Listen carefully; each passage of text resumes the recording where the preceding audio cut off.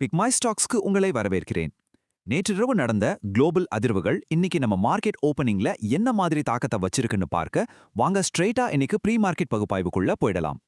முதல்ல நம்ம கவனிக்க வேண்டிய ரொம்ப முக்கியமான விஷயம், பிரெண்ட் க்ரூட் ஆயில் விலை ஓவர் நைட்ல தடால்னு 7% மேல எகிரி ஒரு பேரலுக்கு $120 தொட்டிருக்கு. ஜூன் 2022க்கு அப்புறம் நாம பார்க்குற ஹையஸ்ட் பீக் இதுதான். இது கண்டிப்பா நம்ம மார்க்கெட்ல பெரிய இம்பாக்டை உருவாக்கும். இந்த ஆயில் விலையேற்றத்துக்கு பின்னாடி இருக்கிற ஜியோபொலிட்டிக்கல் ரீசன்ஸை நாம நியூட்ரலா பார்த்தோம்னா, அணுசக்தி ஒப்பந்தத்தை என்ஃபோர்ஸ் பண்றதுக்காக ஈரானுக்கு எதிரா நீண்ட கால கடற்படை முற்றுகைக்கு அமெரிக்கா தரப்புல ஆர்டர் போட்டிருக்காங்க. இதுக்கு பதிலடியா முன்னப்பவும் இல்லாத அளவுக்கு ராணுவ நடவடிக்கை எடுப்போன்னு ஈரான் ரொம்ப ஸ்ட்ராங்கா வார்ன் பண்ணிருக்காங்க. இதோட ரிசல்ட்டா ஹோர்மஸ் ஜலசந்தி இப்போ எஃபெக்டிவா க்ளோஸ் ஆயிருக்கு. இன்னொரு பக்கம் பாத்தீங்கன்னா, அமெரிக்காவோட ஃபெடரல் ரிசர்வ் வட்டி விகிதங்களை எந்த மாற்றமும் இல்லாம 3.5லிருந்து 3.75%ஆவே மெயின்டைன் பண்ணிருக்காங்க. ஆனா இதுல ரொம்ப இன்ட்ரெஸ்டிங்கான விஷயம் என்ன தெரியுமா?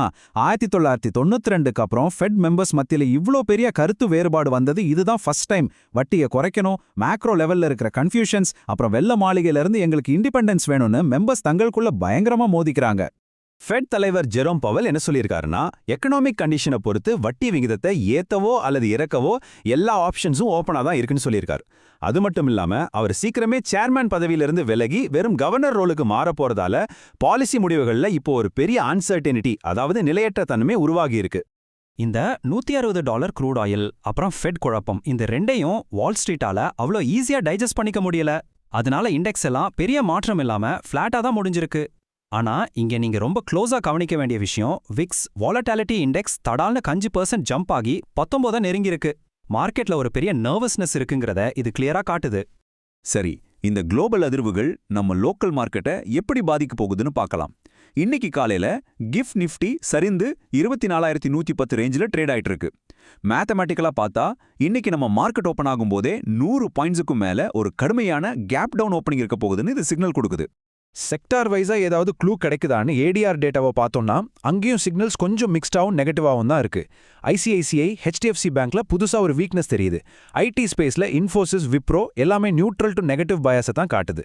ஸோ இங்க இருந்தும் நமக்கு பெரிய சப்போர்ட் எதுவும் கிடைக்கல. நம்ம மார்க்கெட் மேல இருக்கிற இந்த பிரம்மாண்டமான டவுன்வர்ட் பிரஷரை புரிஞ்சுக்க இந்த ஒரு டேட்டாவை பாருங்க, நிஜமாவே ஷாக்கிங்கா இருக்கும். எஃப்ஐஐகள் 2025 வருஷம் முழுக்க வித்தது சுமார் $19 பில்லியன். ஆனா 2026ஓட முதல் 4-5 மாசத்திலேயே $20 பில்லியன் அதிகமான பங்குகளை ரொம்ப வைலண்டா வித்து தீர்த்திருக்காங்க. இது சாதாரண நம்பர் கிடையாதுங்க.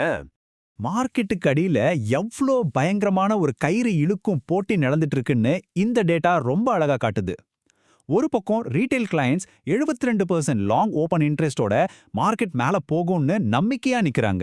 ஆனா அவங்களுக்கு நேர் எதிரா எஃப்ஐஐகள் 87.4% அப்படிங்கிற ஒரு மாபெரும் ஷார்ட் பொசிஷனை வச்சுக்கிட்டு மலை மாதிரி நிக்கிறாங்க.